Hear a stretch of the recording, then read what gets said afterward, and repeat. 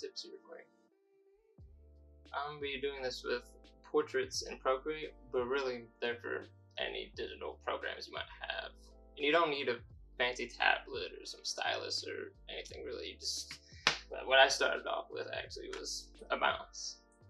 Not this one because it was my high school's one, because it was a typing class. Shout out to Miss Coleman. I hated your class, but I got pretty good at typing because I just wanted to get into Microsoft Paint as soon as possible.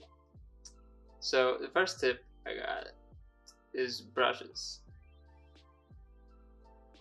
Everybody starts off with this kind of like the circle one that's very, very common. But just experiment with them. Like a lot of my favorite ones are ones that are textured like this. But even that, you need to change the size, the opacity, just so there's more variety. So it seems a little more natural.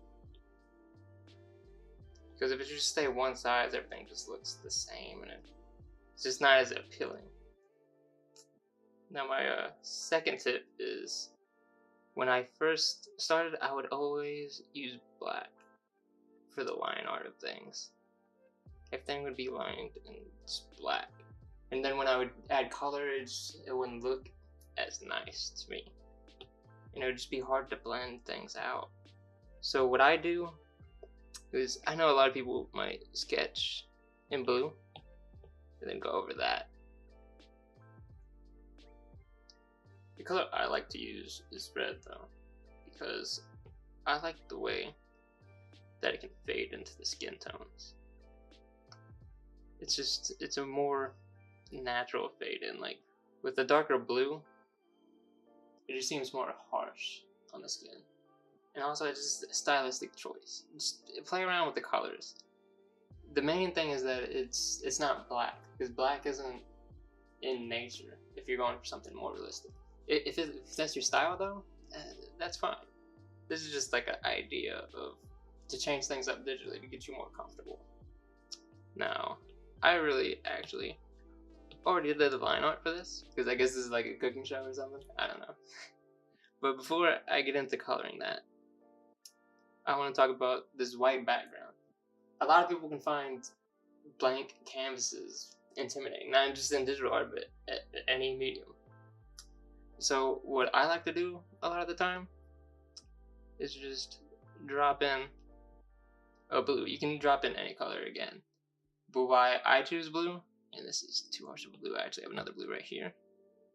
And I'm going to bring up the brightness. Why I choose blue is because when you go in with like a yellow for the skin tone, you start shading this in, you already start to get these natural green tones that are in the skin. And it just affects your palette a certain way. Without you even really trying to do that, you will just supplement in those palettes. Now if you had a white, it would just make your colors more chalky once you started blending them. But here you get those secondary colors you might not originally think that are in the skin that are, or you wouldn't, you know they're there, but it's just hard to get them in there sometimes. Like this little purple. Now this is terrible palette right here. That's just because I'm on the spot. But you see that little purple, like the little ear duct? I mean, it's like right up in there. But yeah, that's why I choose to do blue.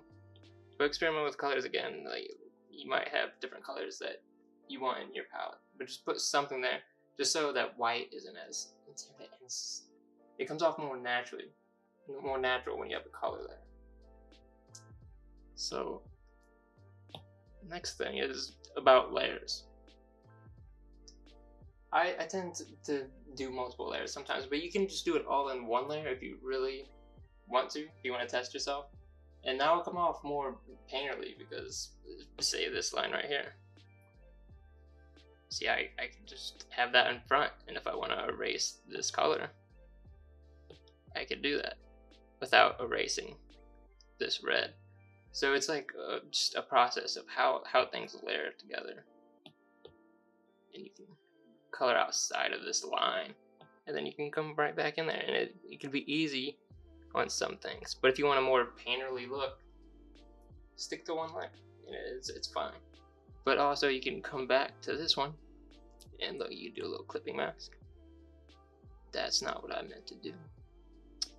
Undo that, a new layer, and then do a clipping mask. So you want something light where that red is.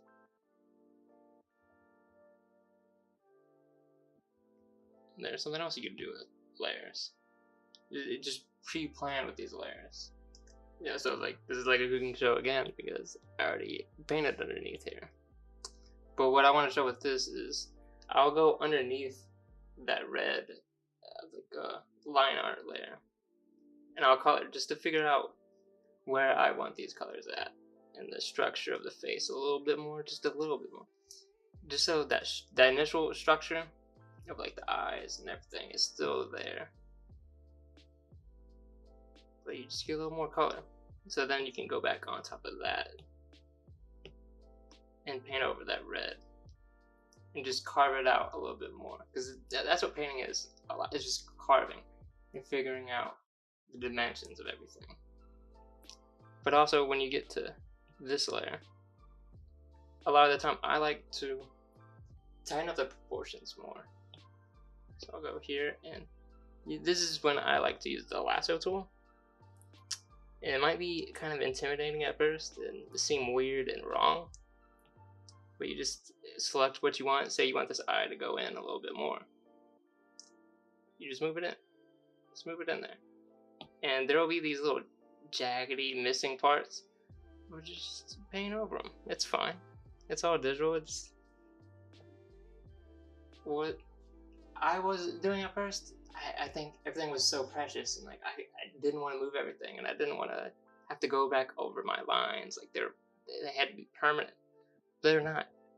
Which what I need to learn, and what you might need to learn too, is just not take it so seriously with the digital art.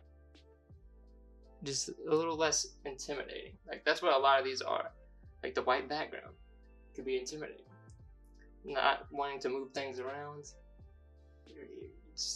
Your palettes and everything. It's just finding things that feel natural to you. Because digital, it can be a weird transition. But if you find ways to make it more comfortable and get more in tune with it, you can make something good. Yeah, but that's all I got for now. If you have any questions or you want me to go further in depth with something, just leave them in the comments down below, and I'll try to figure something out. And follow me at sketch_study on Instagram, where there'll be this time lapse, so you can actually see a little more of like the process instead of just me doing the cooking show thing, being like, oh, it's done. Later, I might do some more time lapse type things with me going and explaining while doing it later, because it's kind of weird drawing and talking at the same exact time. But yeah, just tell me if you liked it, subscribe. Just thanks for watching. I'll see you next time.